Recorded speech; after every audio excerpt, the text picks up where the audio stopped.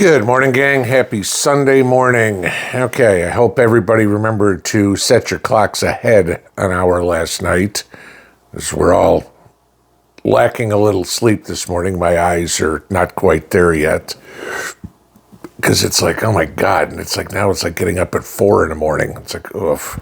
Okay, but it's Sunday, and traditionally today this means a day of going to church. For a lot of people, I get some go on Saturdays and stuff like that. Okay, but traditionally. And so religion kind of comes into people's minds on a Sunday. We're in the middle of Ramadan, so obviously a Islamic holiday. We just went through Ash Wednesday, okay, coming up on Easter. So, it's a Christian holiday season. And yet, we have all the problems in the world still on religion's butting heads. I mean, we could talk about the war in the Middle East right now between Israel and the Palestinians. Okay. If you want to say that's not a religious war, don't tell me it's over territory or anything like that. This is strictly over religion, no question. But I want to talk about the war that's basically been forgotten, is not getting reported on, and I'll guarantee you we wind up involved somehow. And that's with everything going on in Syria. Now, many of you will remember about a year ago, the U.S. was involved. Don't let them tell you they weren't, so was Europe, okay, to overthrow the Assad regime in Syria. And Assad has since taken his family and went into exile in Russia.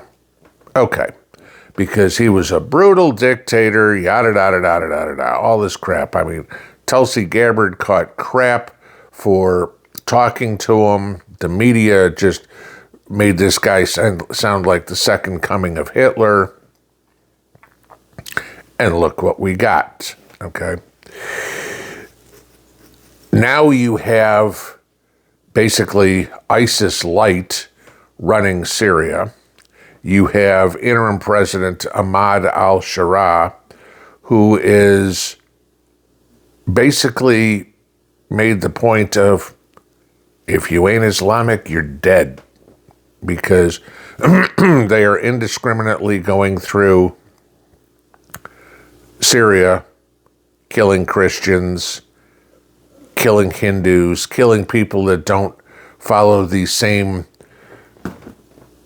version, if you will, of Islam that they do. Okay, whether you're talking about Sunnis or Shiites or whatever.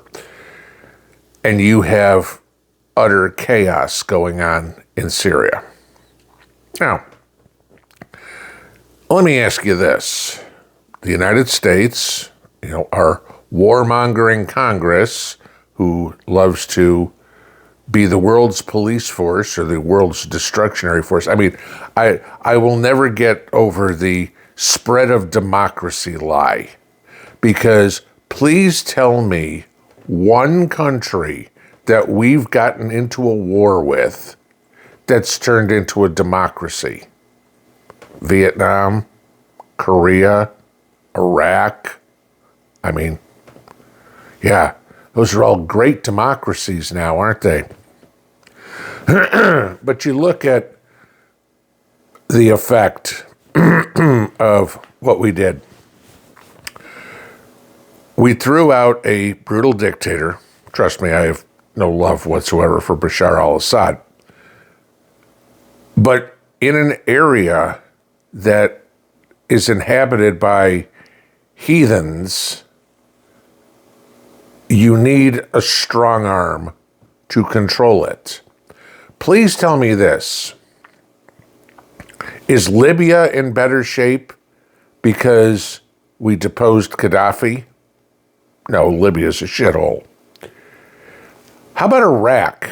Is Iraq in better shape since we deposed Saddam Hussein? I mean, mind you, both of these guys got killed in the streets by the people. At least Assad got out. How about Somalia? Somalia any better? Hell, that's been going on for 30 some odd years at this point. Okay. Is Afghanistan any better?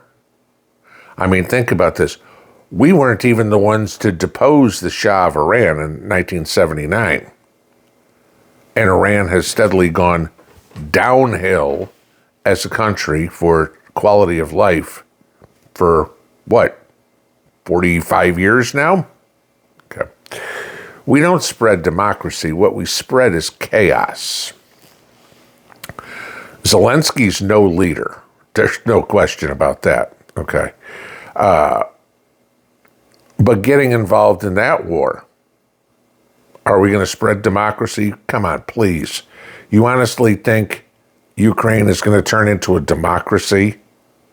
Hell, Europe itself, Western Europe, is running away from democracy as much as they can. They don't want to be ruled by the people. They want to be ruled by oligarchs. For all those people who say, well, the United States is not a democracy, you're right, okay? We've never been a democracy, Democrats. We are a constitutional republic, okay? Mob rule is not what we want here in this country. We want everybody to have a voice, not just the people that live in New York and California and Chicago, and that's it. But what happens with this war in Syria? Right now, you're having dozens of people killed in the streets daily, okay? The president, interim president, okay, is calling for all the rebel groups, the Assad supporters, the Christians, whatever, to lay down their arms and just bow down to Islamic law. That's a problem. Why is it a problem? Because we kind of have our fingers in the pot in the Middle East.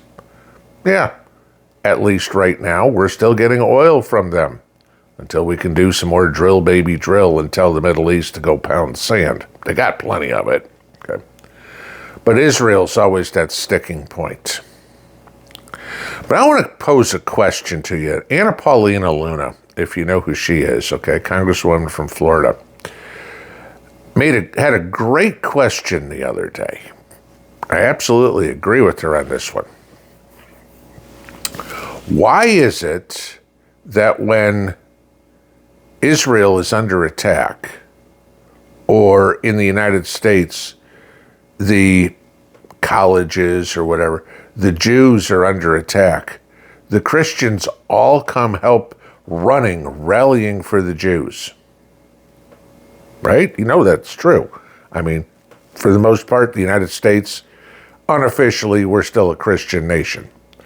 And we're out there helping Israel. Okay?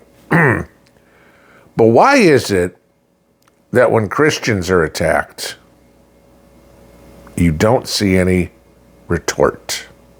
Where are the Jews supporting the Christians? Oh, we're busy right now. You know, Israel. Why?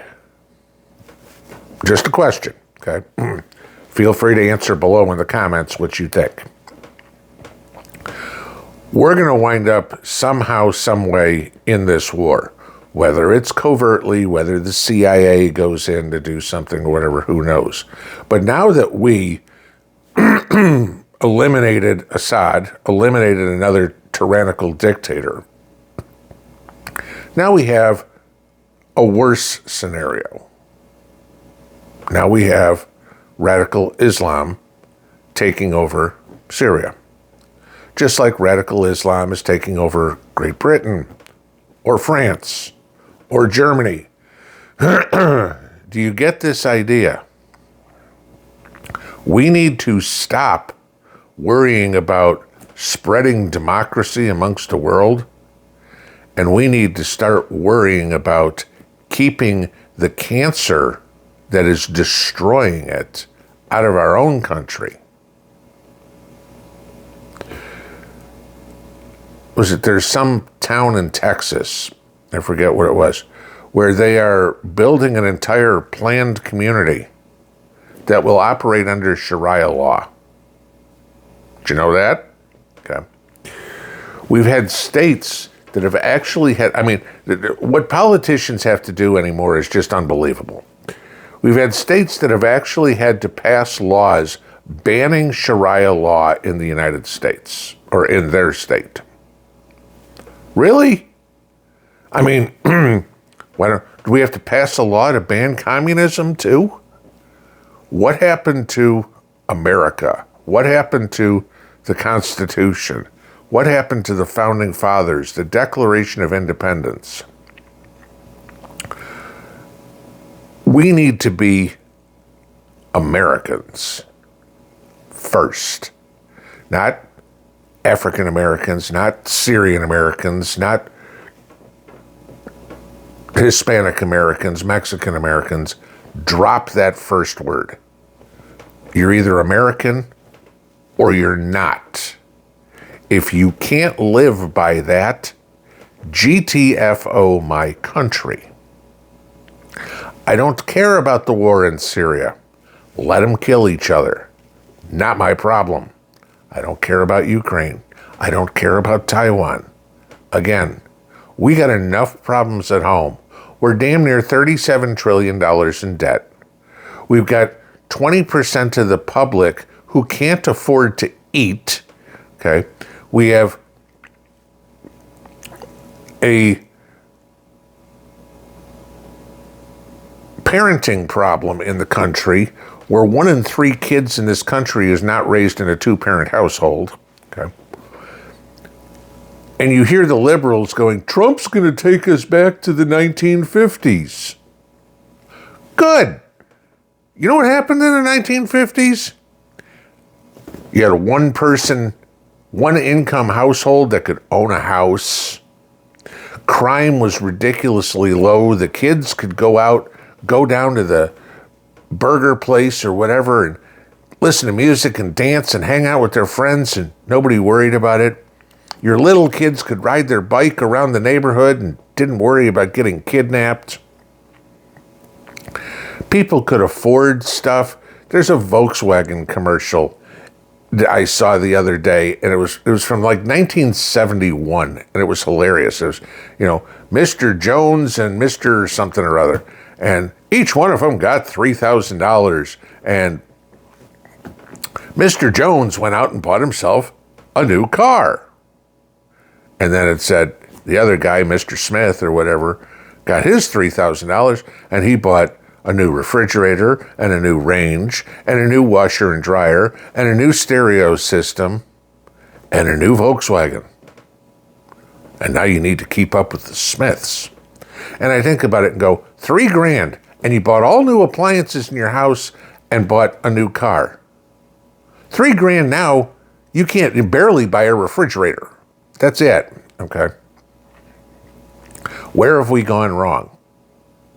It's because we spend way too much time, way too much money, and way too much effort on all these bullshit pissant little countries around the world that are living in 800 AD, and we've got to go in there and try to save democracy.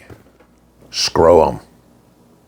The only thing we got to save is the United States. And until people realize that, I'm not talking about politicians, I'm talking about citizens. Until people realize that the best course of action in this country is to say, F everybody else, we're doing what's best for the United States, the end. I don't care Canada, I don't care Mexico, I don't care England, okay? You should all be Canada first, Mexico first, England first. But you're not, okay? You're too busy going, how can we milk the United States? When the people finally say enough is enough, which they kind of did in the election, and we got all these judges that we got to get through, these Biden-appointed and Obama-appointed morons, then we can finally get something done. But we, as a people, need to stop Stop supporting China. Stop supporting the Middle East. Stop supporting Europe. I don't care. Buy American. Screw the rest of them. And remember, the order of things: God, family, country. Nowhere in there did I hear Syria, England, Ukraine, nothing. Country means your own. Those are the things that are important: God, family, and country. The rest of it is all noise, and that needs to be cut out immediately.